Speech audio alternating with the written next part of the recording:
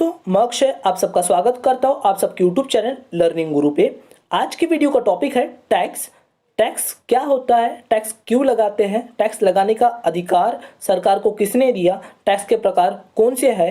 ये ऐसे क्वेश्चन है जो एक कॉमन स्टूडेंट के साथ साथ एक कॉमन पर्सन मतलब एक नॉर्मल पर्सन में मन में कभी ना कभी तो आते ही है, और मुझे यकीन है ये क्वेश्चन आपके मन में कभी ना कभी आ ही होंगे। तो इस वीडियो के जरिए मैं आपके इन सभी क्वेश्चन का जवाब आपको देने वाला हूँ।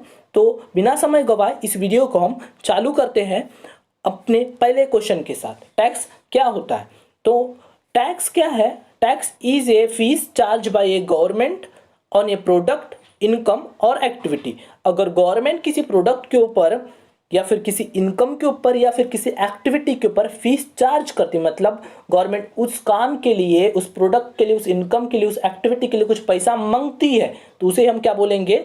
टैक्स बोलेंगे। अगर एक लाइन में बोला ना जाए तो ऐसा बोल सकते हैं कि गवर्नमेंट अगर हमसे कुछ फीस लेती है तो वो हमारे लिए क्या कहलाता है? टैक्स कहलाता है। नेक्स्ट है हमारे लिए कि टैक्स क्यों लगाते हैं। हमें ये पता होना चाहिए कि टैक्स क्यों लगाया जाता है। तो टैक्स लगाने का पर्पस क्या होता है? तो गवर्नमेंट का पहला काम होता है कि पब्लिक के वेलफेयर के ऊपर ध्यान दे, मतलब उनकी पहली रिस्पॉन्सिबिलिटी होती है। इसलिए गवर्नमेंट क्या करती है? पब्लिक वेलफेयर के लिए बहुत ज़्यादा खर्चे करती है, जैसे कि वो हेल्थ केयर के ऊपर खर्चा करती है, education, employment, infrastructure, social security, defence और अदर डेवलपमेंट की नीड्स के ऊपर खर्चे करती ही रहती है। तो इसके लिए गवर्नमेंट को बहुत ज़्यादा फंड्स की या रेवेन्यू की ज़रूरत पड़ती है, पैसे की ज़रूरत पड़ती है। तो गवर्नमेंट के पास ये पैसा कहाँ से आए? तो गवर्नमेंट का प्राइमरी जो रेवेन्यू का सोर्स होता है वो होता है टैक्स, टैक्सेशन जिसे बोलते हैं हम।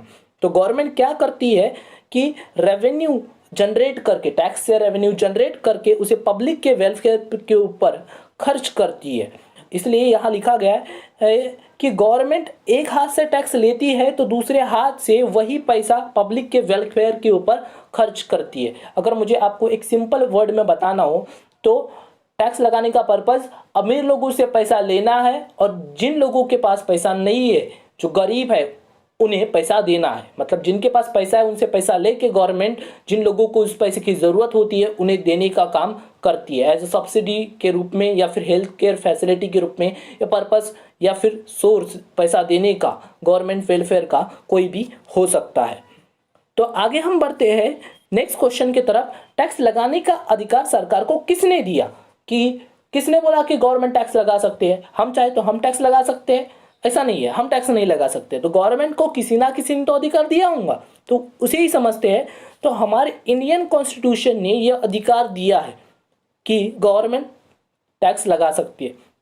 तो सेंट्रल गवर्नमेंट और स्टेट गवर्नमेंट ये दोनों टैक्स लगा सकते हैं। एक रिस्ट्रिक्शन है हमारे इंडियन कॉन्स्टिट्यूशन में, आर्टिकल नंबर 265 में, कि no tax shall be levied or collected except by the authority of law।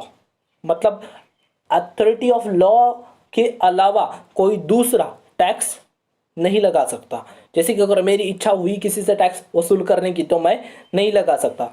Only उन्हीं अथॉरिटी को अलाउ किया गया है जो हमारे इंडियन कॉन्स्टिट्यूशन ने परमिट किया गया है।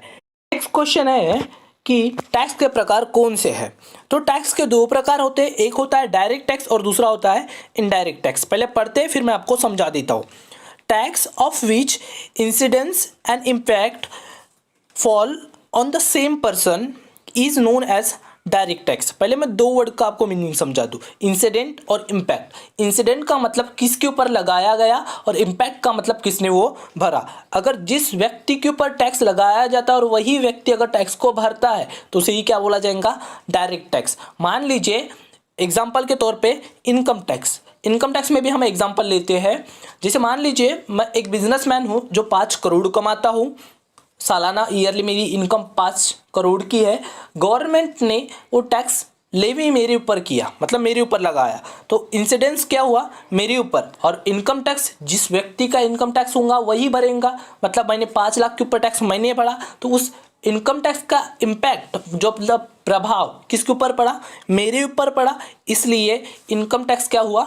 डायरेक्ट टैक्स हुआ। तो हम डायरेक्ट टैक्स में हम बोल सकते हैं कि गवर्नमेंट जिस व्यक्ति के ऊपर टैक्स लगाती है अगर वही व्यक्ति डायरेक्टली टैक्स भरता है तो उसे क्या बोलेंगे हम? Direct tax.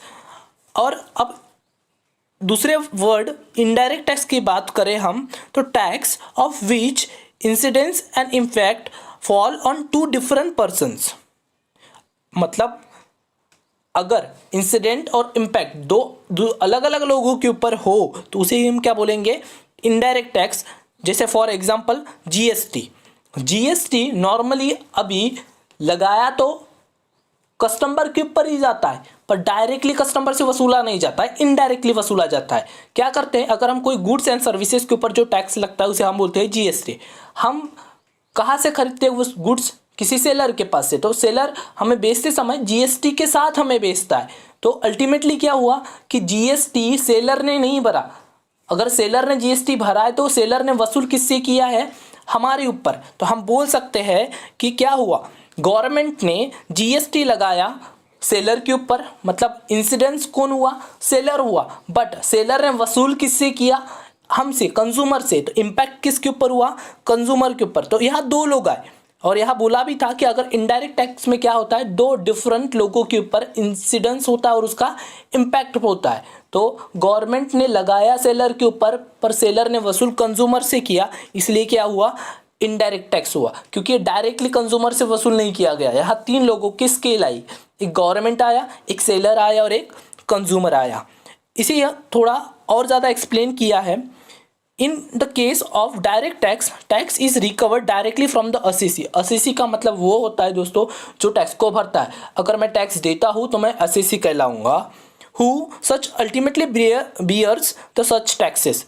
मतलब क्या हुआ, डायरेक्ट टैक्स में मेरे ऊपर टैक्स लगाया गया और मैंने अल्टीमेटली जिसके ऊपर टैक्स लगाया गया था, मेरे ऊपर लगाया गया था, मैंने भर दिया। जस्ट लाइक हमारा एग्जाम्पल के तौर पे income tax. Whereas in the case of indirect tax, indirect tax में क्या होता है, tax is recovered from the assessee. Assessee से टैक्स लिया जाता है। Who pass such burden to another person. मतलब लगाया गया था सेलर पे, पर उसने अपना बर्डन, मतलब वो जो कर उसे भरना था, टैक्स उसे भरना था, वो किसी और के ऊपर शिफ्ट कर दिया, मतलब कंज्यूमर के ऊपर शिफ्ट कर दिया। And is ultimately borne by consumers of such goods और सर्विसेज। और वो किसने भरा, कंज्यूमर ने भरा। तो अगर मुझे एक सिंपल लाइन में बोलना है कि डायरेक्ट टैक्स यानी क्या, तो जिस व्यक्ति के ऊपर टैक्स लगाया गया और वही व्यक्ति टैक्स को भरता है तो कहलाता है direct tax, such like as income tax. दूसरा टाइप इनडायरेक्ट टैक्स, मतलब लगाया किसी और के ऊपर जाता है, उसका इंसिडेंस किसी और के ऊपर होता है और उसका इम्पैक्ट किसी और के ऊपर पड़ता है, तो क्या कहलाता है हमारा इनडायरेक्ट टैक्स। जैसे फॉर एग्जांपल जीएसटी लगाया गया सेलर के ऊपर, पर सेलर ने वसूल किससे किया, कंज्यूमर से किया। आई थिंक मैं आपको जो भी मेरे 4 क्वेश्चन थे मैं अच्छे से समझा पाया हूँगा। अगर आप इस वीडियो को स्टिल एंड तक देखे हो तो थैंक यू सो मच इस वीडियो को देखने के लिए। अगर ये वीडियो आपको अच्छी लगती है और इसी तरीके की वीडियो चाहते हो आप, तो चैनल को सब्सक्राइब कर लीजिए और इस वीडियो को लाइक भी कर दीजिए और इस वीडियो को ज़्यादा से ज़्यादा शेयर कीजिए ताकि ये इन्फॉर्मेशन किसी और के काम भी आ सके। थैंक यू दोस्तों इस वीडियो को देखने के लिए। Goodbye, take care.